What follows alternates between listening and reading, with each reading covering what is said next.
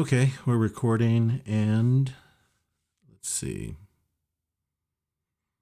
Can you hear me? I hope we don't have any problem with that. I think so. It's showing up as being visible. Let's see if you can see me. Now you can see me.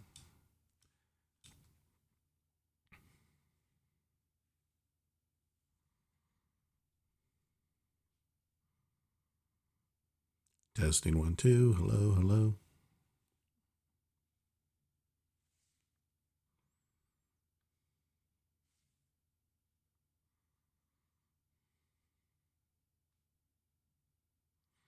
Okay, thank you, Noah. Okay, let's see what else we have going on. So to amuse you while we kind of talk here, I'll show you a couple of.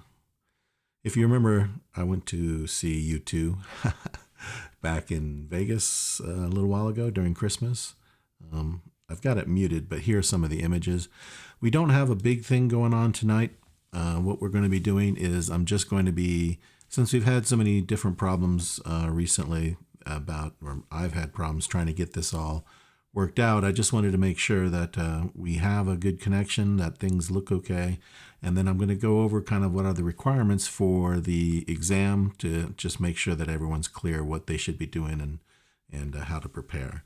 And if we have other questions, I'd be happy to handle them. But this was an optional event just to make sure things are going okay. Let's see. I want to make sure that I can see the questions.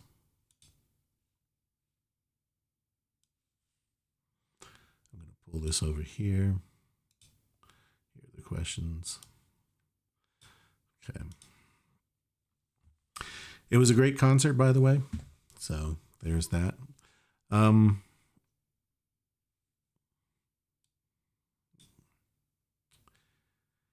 Here, they're doing Mysterious Ways at the time. I don't have it actually, the sound up, because of course, a lot of crowd noise. But it was, my brother is more the U2 fan, but I enjoy them. Beyond going through the exam prep document and going through the quiz to make sure we understand what it is, and look at the chapters and see if there's anything I need to explain more fully in addition to the videos. Does anyone have anything they would like me to do or have questions outside of, I guess, those couple of things that we'd be doing? And yes, before you ask, I did get a haircut. I was rocking the mullet a little too hard, so I had to get it cleaned up.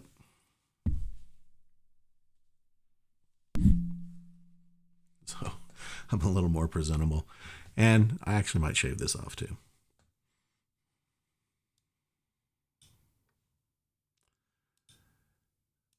So this is looking up, and it's inside of a spherical dome. And yet they made it look like it was square. And here right at the end, you can see that's how big, that's how you can see the band that they were.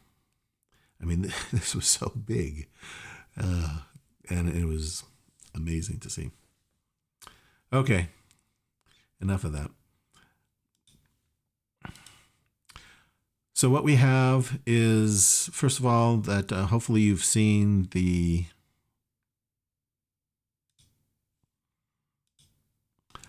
chapter on the chapter notes, the outline. I've tried to do a job. I've tried to be able to bring up the notes or write the notes in such a way, and I've done this previously with audit, and I'm doing it again, but I want to make the notes a little bit more clear and clean. Let me bring this over here. And what I'm trying to do is I will go through, like, for example, 1-1 is the learning objective, and with each learning objective, I have a bunch of these bullet points, and they follow pretty closely along with the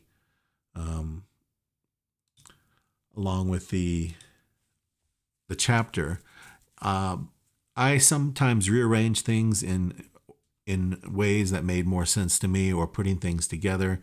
If there are places where you feel like there could be a little bit more clarity, happy to listen. But with 1.1, for example, I have, general purpose governments. Well, here's a typo. Special purpose governments, not for profits, some definitions. And if we looked at the questions, you will see that the questions are designed to which is not a special purpose government, 1-1. And when we look back at the actual document, you'll see that I have labeled it, okay, so the answer to that question is going to be within 1-1. And most likely, and I've tried to be careful about this, that the answer should be stated in such a way that within the question you can see from one of these black bullet points where the answer is going to be. And so when you're studying these, I'm going to, remember when I told you in last audit, said, study with an active mindset. And I think that was part of the issue when you first started out, that, and someone pointed this out to me in a class recently, that, I have taught the advanced auditing, I've taught cost and managerial accounting, all of the other, and, intermediate, all of the other sort of calculation type courses. But it seems here I'm actually teaching more of the concept courses, information systems, not-for-profit, the audit classes, which are more concept rather than calculation. So that's helped me tighten up, I guess, how I present the information. And I'm trying to make sure that, when I put it in this outline form, that how you go about is saying, okay, I'm going to actively look at this and say, here's, general purpose governments. And then from what you can read in the outline, you can say, what are the different ways a question could be stated about general purpose governments? Or what is a question that could be about special purpose governments, etc. And so the answer would be with one of these. And I've, not 100%, you can't always get it exactly right, but that's how I've tried to do the outline, so that when we go to the actual quiz, and then these will be mirroring the questions, is that you can see which is not part of the FASB definition, which institute designates GASB, etc. And so all of these will be going down through the outline, and most of them, like I say, not 100%, most of them will be following along. If it's within the learning objective, the question will be about one of the black bullet points. And you can see that there are, some of them that will be pretty straightforward. GASB and FASB are referred to as independent standards setting boards in the private sector. Well, because there's not a whole bunch of information related to that, that's a good example of a question that I would ask maybe a true or false question. In other words, I would use this same, sentence, but maybe I might change it so that you would have to say false or true. So those that don't have a whole bunch of information from which I could ask the information, read those as, is this a true or false statement? Obviously, the bullet points with the C illustration 1-2 or whatever, those are more for your reference, so you can go back to the textbook and then read the outline information while looking at the picture, because sometimes the picture is it's in the name. It's much more illustrative of the issue. But just trying to tie the illustrations in the textbook to this particular learning objective, and you can go through and see this. Now, I want to say that, I know how I do audit, where I have those, each chapter has a short answer question. I think at least for this very first exam for 470, I'm just going to ask mostly questions, but I think going forward, I would like to have something similar, maybe not a short answer question. Maybe it'll be a series of journal entries. But for this first one, I think we can just count on, because it's a lot of definitional and a lot of just getting started. We haven't actually constructed, or, we haven't actually done any transactions and recording them in GASB or whatnot. So I would suggest that don't take the complete format of this first exam as being how it will be on the next couple of exams. I will probably do something similar to where we're there will be some free form entry that you'll have to do. But we will keep it, obviously, because this is an online class. I will be doing it completely online. If you haven't gotten, hopefully everyone has their lockdown browsers. I'm sure most of you do.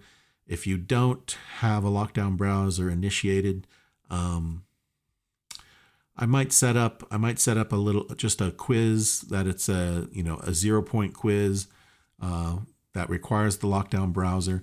And what this quiz will be is how the lockdown browser works is if you need the lockdown browser. I can see that my image here is blocking a lot of it. Ooh, there we go. That if you need the lockdown browser and it's not installed on your current machine, by taking that 0-point quiz, what ends up happening is it initiates the installation. Once you start taking something that requires it, but you don't have it, it needs to have that initiation sequence. So I'll just put one of those on. If you feel like you've got lockdown browser, that's no problem. But if you feel like it needs to be installed, go ahead and install it before taking the exam. As far as the timing on the exam, I've got it installed on D2L. I haven't launched it. I'm going to probably set something like to make sure everyone can complete it. Most of my exams don't take that long, but I want to make sure everyone has. So I'm probably going to set something like 75 minutes for taking the exam. Is that if you're trying to do, 35 questions or something like that that are multiple choice, I think that should be enough time. Does anyone have some feedback or problem with the exam being around 75 minutes? And of course, that'll be an hour and 15 minutes.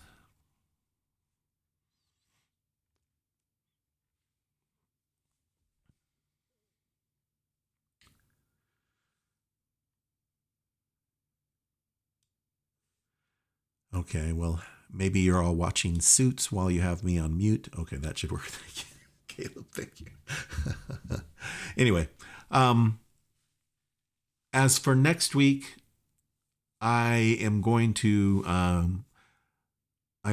post a video again because I am not sure exactly how close I can cut it with the Faculty Senate. Faculty Senate just happens to be right before this.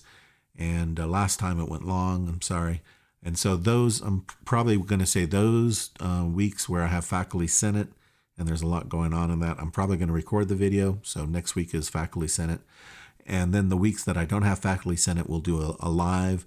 That way, I don't know, you don't have to get burned out trying to catch everyone. But yeah, those that hopefully, no matter whether you catch the live or the video, I will post the video.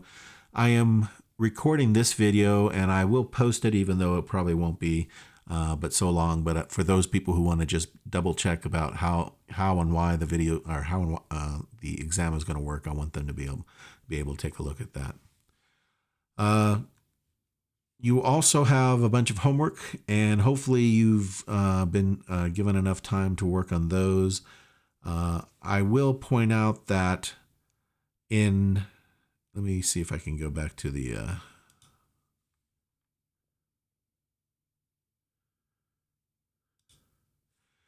if I go back to the chapter and I go to chapter 14, and learning objective 5 was the closing journal entries.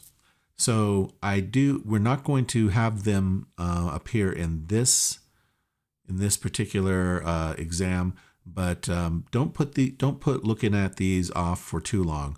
We are going to do some of these and seeing how they work here, the debits and credits is going to be useful. I will spend some time going through them as well, but we're going to have a compare and contrast. As you can see, that's what we're kind of approaching. I introduced, chapter 14, which is the not-for-profit, and the idea was that not-for-profit is more similar to GAAP because it's, the the reporting standards are run by FASB, and therefore you have to kind of understand. It's a smaller difference going from regular GAAP for regular business or for profit to not for profit, and then going from not for profit to the governmental. You saw that going to governmental is a completely different set of financial statements and the way they handle them. And the difference is that there is also, modified accrual. And so I'm going to, at some point, we're going to have, okay, here's what would happen under a non-governmental not-for-profit, and here is what would happen under a governmental system. So while we don't have to know that for this coming exam, just be aware that at some point we're going to go through these in more detail as soon as we've gone through something similar in the governmental. So this is the not-for-profit. We haven't looked at journal entries yet for the governmental, but when we do, we're going to start kind of comparing and contrasting. In addition, at the career fair yesterday, for those of you I saw there, great to see you. For those who didn't make it, it was pretty good this year. I think just maybe a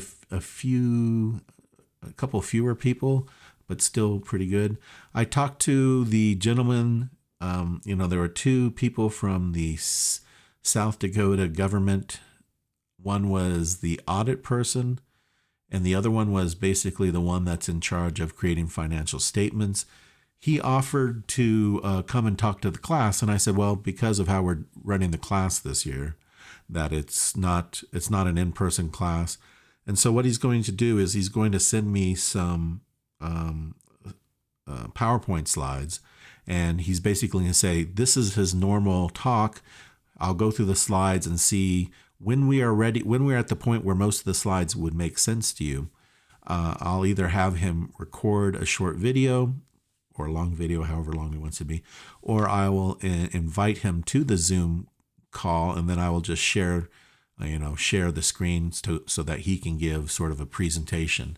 And I think that would be good. Reading it in the textbook is, even if you hear almost the exact same information from him, sometimes just hearing it from someone who is actively doing the work can add a little more, interest to the whole conversation. So having him come on, I haven't determined which day it is, but I hope to do that. There's a couple of other people in the not-for-profit area.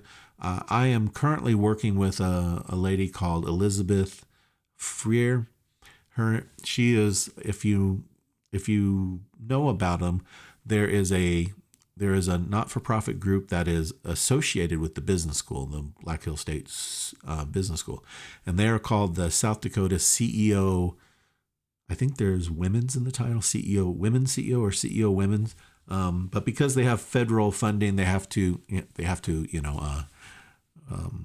help both men and women.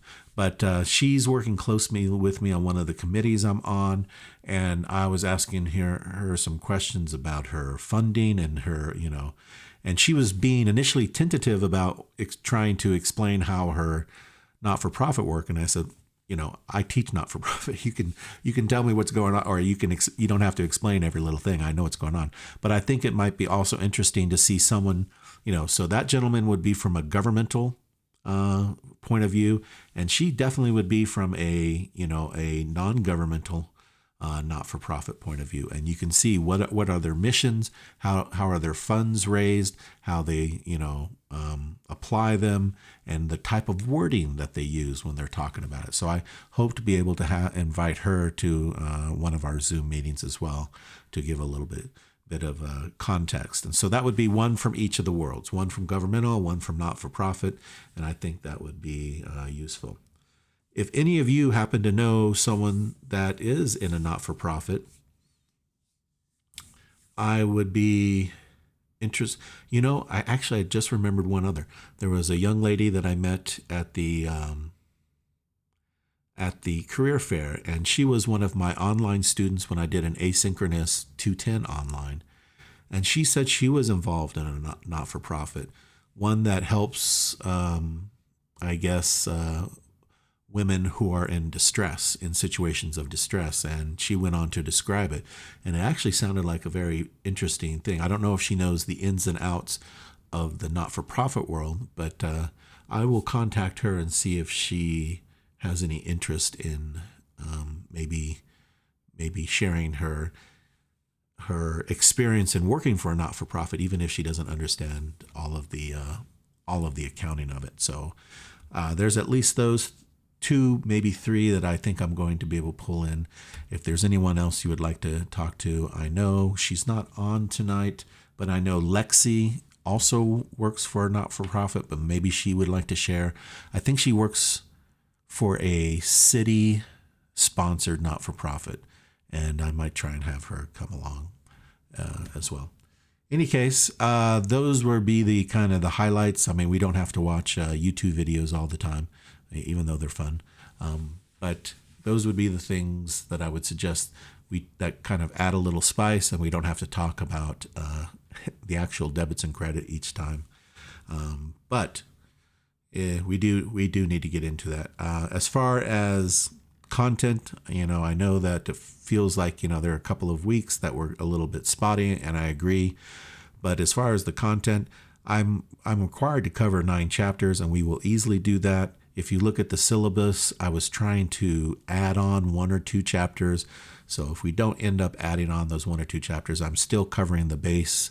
I'm still covering the required amount of material that is required for this course. So hopefully I'll still be able to cover one of the extra 2 chapters, and that would be good.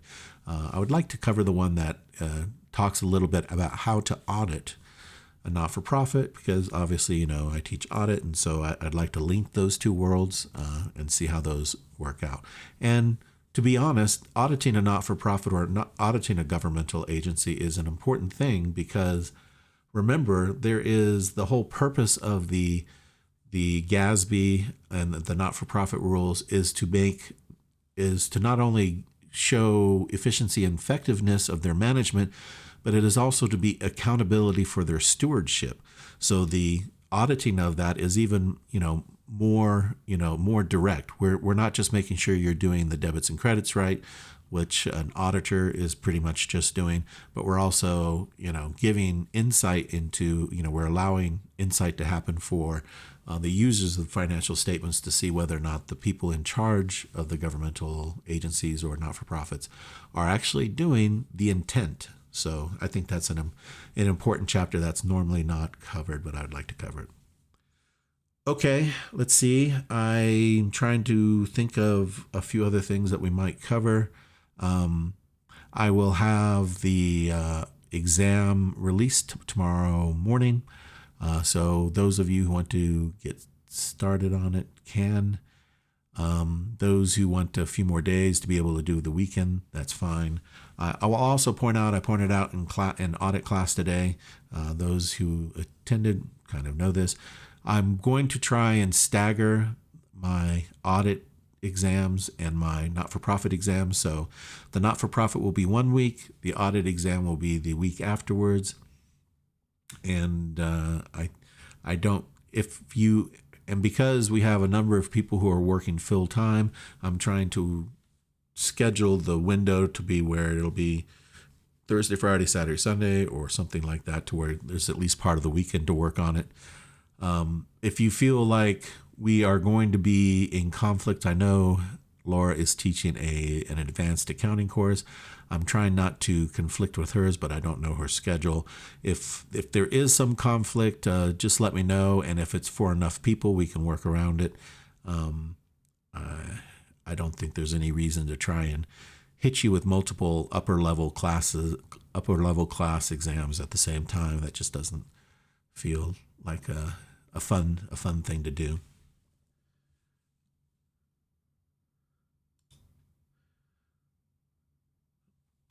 Okay, so I believe I've covered all of the main things I wanted to do. I haven't actually gone through and looked at any detail of the outline or any detail of the quiz. If you would like me to do one of those, I'm happy to do it. If you have any questions at this moment, let's go ahead and open it up to questions. And I think you have the ability to, if you wanted to undo your mic or your video camera, you're welcome to do that. Or if you want to type them in, everyone can see those as well. So happy to take either of those.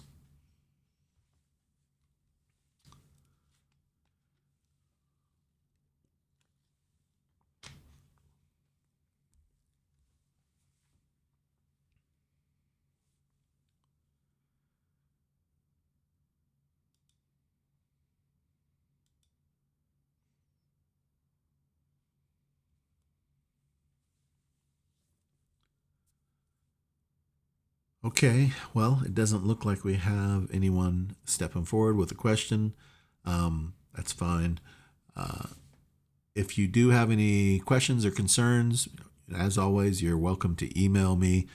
Let me just double check everything about this broadcast was clear and you could hear me okay. Is that correct? Okay, good. Thank you. Yeah, I just wanted to and I apologize. I ended up figuring out the problem that one time with my mic. Literally 5 minutes after we signed off, I figured out what the issue was, and all that worked. Okay, so if there are no questions, we went about a half an hour.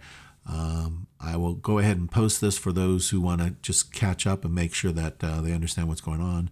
For the rest of you, good luck. You have the materials necessary to do well on the exam, and hopefully it won't be too much concern for you. And shoot me questions as you need if you want some clarification.